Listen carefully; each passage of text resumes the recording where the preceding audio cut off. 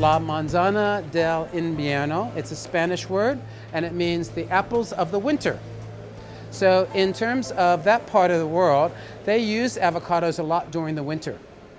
And tonight we actually really want to talk to you a little bit about that and sort of get your ideas about what you think, how we can actually use avocado a little bit differently than we use it in the summertime.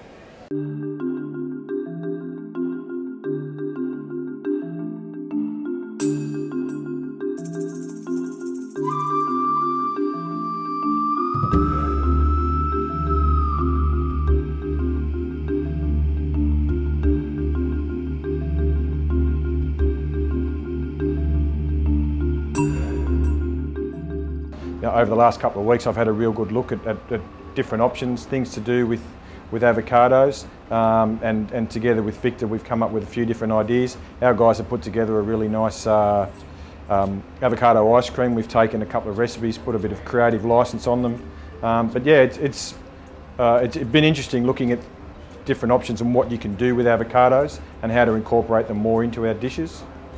The most important part about the avocado is that you learn how to get it to be ripe. And a lot of times when it's really hard, like this one particularly, you can tell it's still fairly green and pebbly. It hasn't gone to that really lovely black color, which is right here, that purplish color.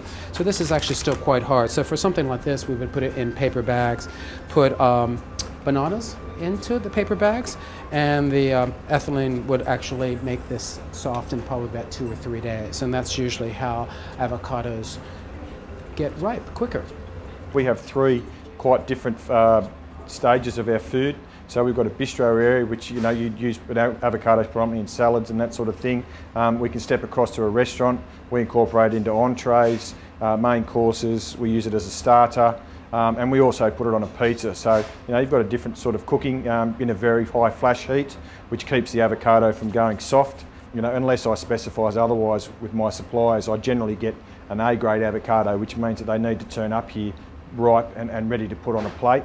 But then I think the good thing for hopefully people can take away and chefs can take away is different ways to use that avocado is A, if you get it too ripe, what you can do with it through to being way underripe. We've tried tonight tempuring avocado, which people probably wouldn't think about doing so much, but if your avocados are a little bit underripe, you can do that sort of thing, and the heat from the oil and the texture of the tempura batter changes that and gives you quite a nice little, again, something that you can do for a cocktail party.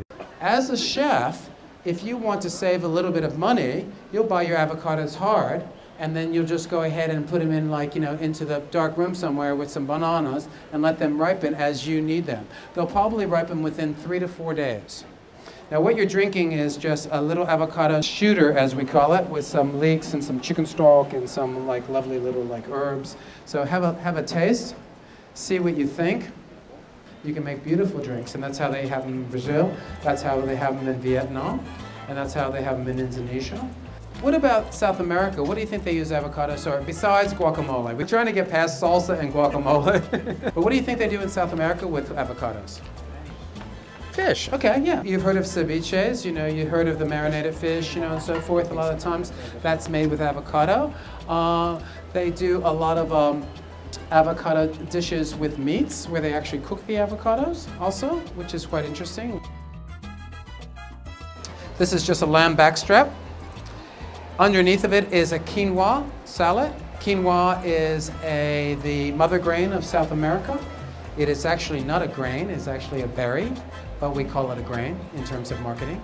Then just lamb backstrap on top, and then on top of that, finishing it with a Greek tzatziki, which is it's a basic tzatziki sauce with cucumber, yogurt, so forth, and then finish with avocado going through it to add a little bit more texture to the dish itself. So the next dish is going to be the salmon dish that comes out, and the seared salmon dish is served with a pea and mint puree, which is laced with avocado.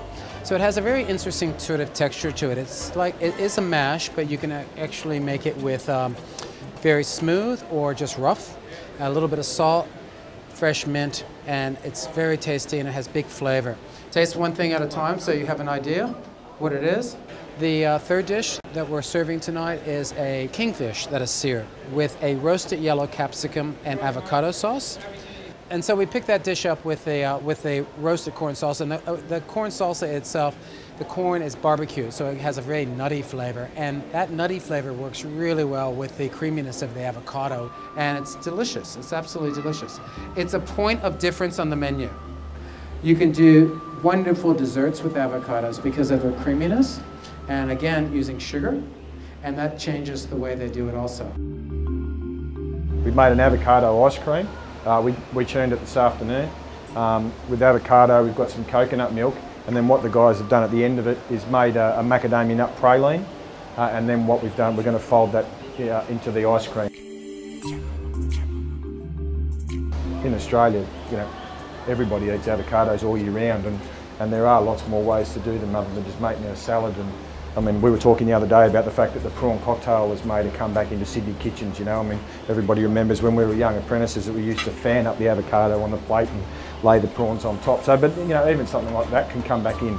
From my point of view, the last thing I wanted to do was come up here and between the two of us is try and tell everybody how to cook, because everybody knows how to cook. So I suppose all of these dishes, I just hope that you found them tasty, a little bit different, and then, you know, everybody can take away their bits and pieces and use little bits of what we've done today and incorporate them into what they're doing, or new dishes. I know I have the chimichurri stuff, which has become really, really popular in steakhouses, and I've noticed pop up on menus around the place.